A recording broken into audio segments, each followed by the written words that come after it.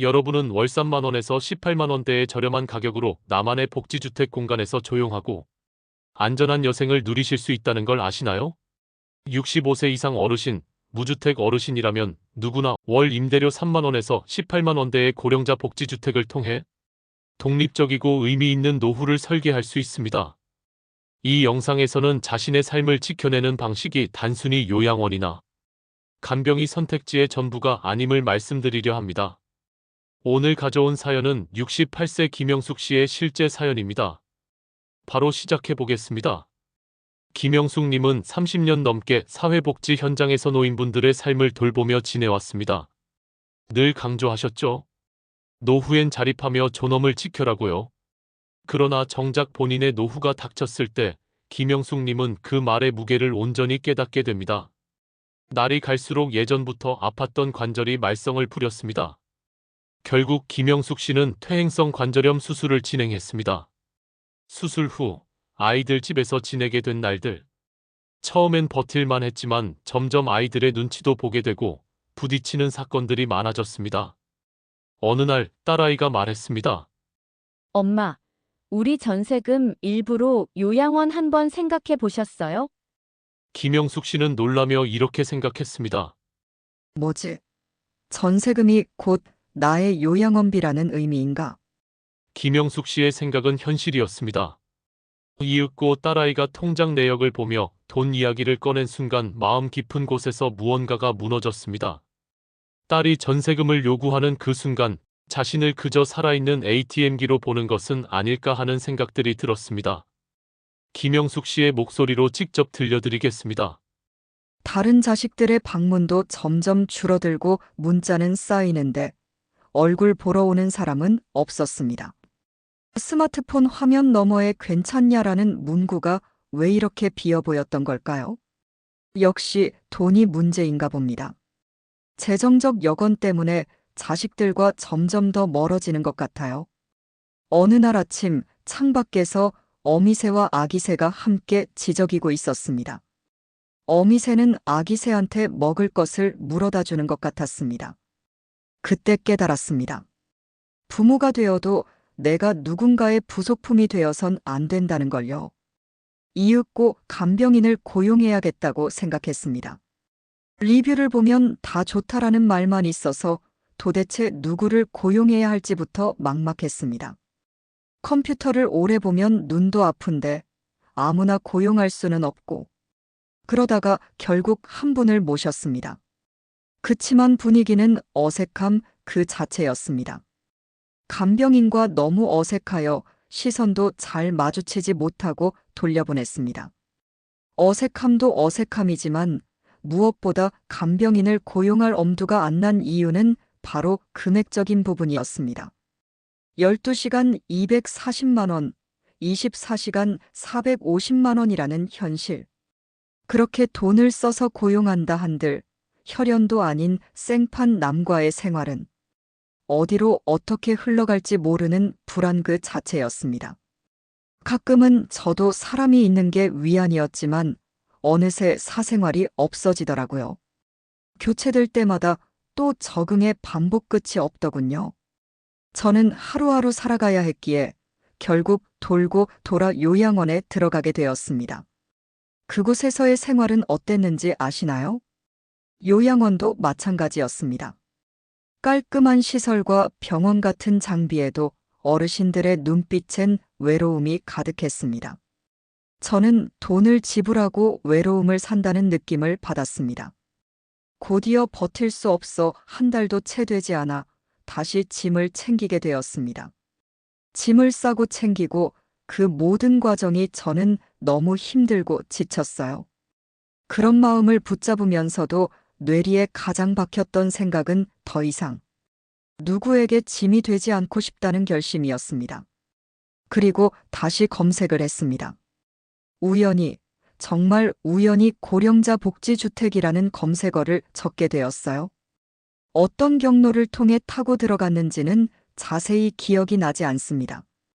검색창에 고령자 복지주택이라는 단어를 적고 검색 버튼을 누르니 문득 새로운 세계가 열린 듯한 느낌이 들었습니다. 이런 곳이 있었구나 하는 희망의 생각이 뇌리에 가득 차게 되었습니다. 월 18만 원대 임대료, 보증금은 약 1,000만 원 선. 게다가 무장의 설계, 화장실 안전바, 응급호출 시스템까지 완비되어 있었죠. 이건 저를 위한 공간이다 싶었어요. 집보다 싸고 요양원보다 품이 있고 무언가 다르다는 느낌이 확 들었습니다. 떨리는 마음으로 신청 버튼까지 누르게 되었습니다. 무언가에 홀린 듯 진행한 것 같아요. 그치만 이때까지 무언가 마음에 확 오는 확신 같은 건 없었습니다. 이미 몸과 마음이 모두 지쳐 있었기에 내가 기대하는 모습과 공간이 아니면 어쩌지라는 생각도 한편에 강하게 있었던 것 같아요. 입주 후 첫 달 저는 어색함을 느꼈지만 이윽고 변화가 시작됐습니다. 공동식당에서 도시락을 나눠 먹고 아침 요가 모임에 등록했고 지역 봉사단체와 연결돼 컴퓨터 교실도 진행하게 됐습니다. 저는 나이 먹고 새로운 좋은 친구들을 만날 수 있을 거란 생각을 못 해보았는데 놀라울 정도로 좋은 인연을 많이 만나게 되었습니다. 그 과정에서 가장 설레고 좋았던 순간은 나도 누군가에게 도움이 되는 사람이라는 마음이 드는 순간들이었습니다. 어떤 날은 그림도 그리고 운동하고 그 과정에서 서로 돕고 내가 여전히 의미 있는 사람이구나 라는 감정들을 느꼈어요. 이 나이에 어딜 가든 내가 소유한 집이 아니기에 단점도 분명히 있다고 생각해요. 단점은 평형이 다소 작으며 골리비 부담의 가능성도 존재한다는 점입니다. 그리고 제가 굉장히 운이 좋게 들어갈 수 있었던 것이더라고요. 경쟁률이 상당히 높다는 사실도 다른 분들과 대화하며 알게 되었습니다. 그치만 그에 비해 너무나도 확실한 장점들이 존재했어요. 경제적 부담이 적고 안전 설비가 완비되어 있으며 공동체와 복지 서비스가 연계된 점이 저한테는 너무 큰 장점으로 다가왔어요. 김영숙 씨의 실제 이야기 잘 들으셨나요? 자, 그럼 이제부터는 고령자 복지주택 제도가 어떻게 구성되어 있는지, 신청은 어디서 하는지, 자격은 어떻게 되는지 구체적으로 알아보겠습니다. 가장 먼저 할 일은 LH 청약 플러스 앱 또는 LH 마이홈 포털에서 고령자 복지주택 모집 공고를 확인하는 것입니다. 쉽게 그냥 검색창에 LH 마이홈 고령자 복지주택라고 적고 한국토지주택공사 사이트에 들어가세요. 제가 직접 마이홈 포털 안에서 공고를 찾아보려고 했지만 어렵더라고요. 공고에는 신청기간, 주택형과 세대수, 보증금, 월임대료 정보가 나와 있고 인터넷 접수 가능 여부도 함께 표시되어 있습니다.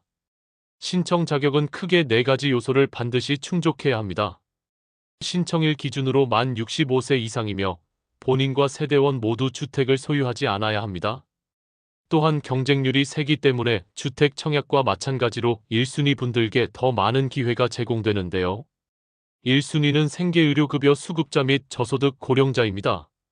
2순위는 국가유공자, 장애인, 기준 중위소득 50에서 100% 이하 가구입니다. 자산을 기준으로 따져본다면 1인 가구 기준 총자산 2억 4천만 원 이하, 자동차는 3,700만 원 이하 어르신들께 우선적으로 배정이 됩니다.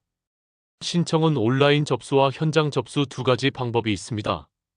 온라인의 경우 LH 청약 플러스 앱마이홈 포털 또는 한국토지주택공사 사이트에서 가입 후 공인인증서 로그인하여 신청하실 수 있습니다.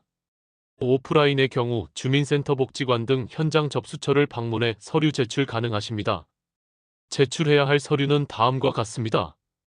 입주신청서, 주민등록 등본, 무주택 확인서, 소득재산 증빙 서류. 예를 들면 건강보험 자격부과 내역, 국민연금 납부 내역 등이 있습니다. 필요시 장기요양 등급서, 생계의료급여 수급자 및 국가유공자 등 우선 공제 대상자 증빙 서류 등이 필요합니다. 신청 후부터 계약까지의 전체 절차는 이렇게 진행됩니다. 공고 확인 신청 접수, 자격 심사 및 점수 배정. 이게 1개월에서 2개월 정도 소요됩니다. 이후 당첨자가 발표되고 계약 체결 후 입주 상담 및 입주가 진행됩니다. 입주하면 실제로 이런 것들을 누릴 수 있습니다. 낮은 문턱, 안전 손잡이, 욕실 비상호출벨 등 어르신들이 편안하게 오고 다니실 수 있도록 설계가 되어 있습니다. 더불어 다양한 복지 및 문화시설이 존재합니다. 구체적인 예시로는 물리치료실, 경로식당, 체력단련실, 스마트폰 강좌 등의 교육 프로그램과도 연결되어 있습니다. 이렇게 저렴한 임대료와 탄탄한 구조, 안전과 커뮤니티가 어우러져 있어 단독 생활의 외로움과 불안을 덜어주면서 정서적 안정과 사회적 관계 형성이 가능합니다. 오늘의 사연을 주신 김영숙 씨 또한 노년기 자신의 삶이 복지주택을 만나고 안 만나고로 나뉘었다라고 이야기하셨습니다. LH 고령자 복지주택은 단순히 경제적 부담을 줄여주는 임대 공간이 아닙니다.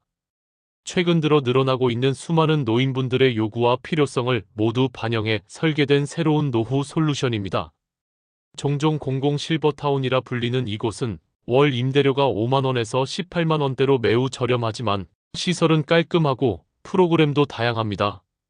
실제로 전국 79개소 8,200여 가구가 운영 중이며 입주자가 부족해 추가 모집이 이루어지는 곳도 많습니다.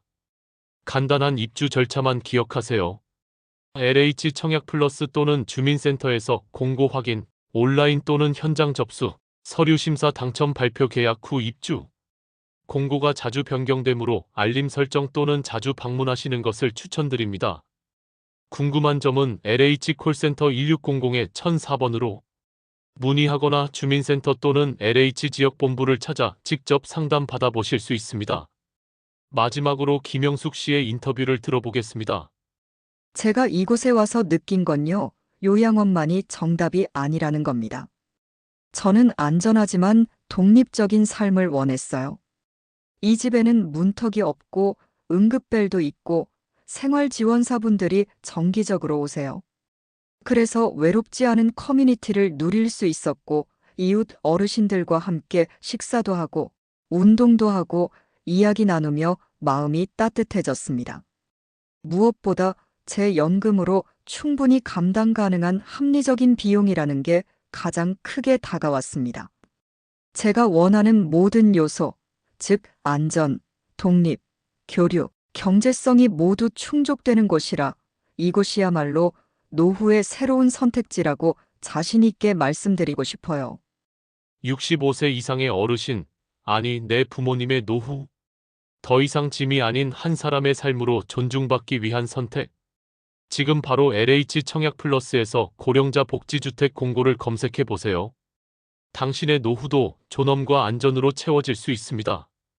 여러분은 노후에 살 공간으로 어떤 곳을 선택하실 건가요? 댓글로 남겨주세요.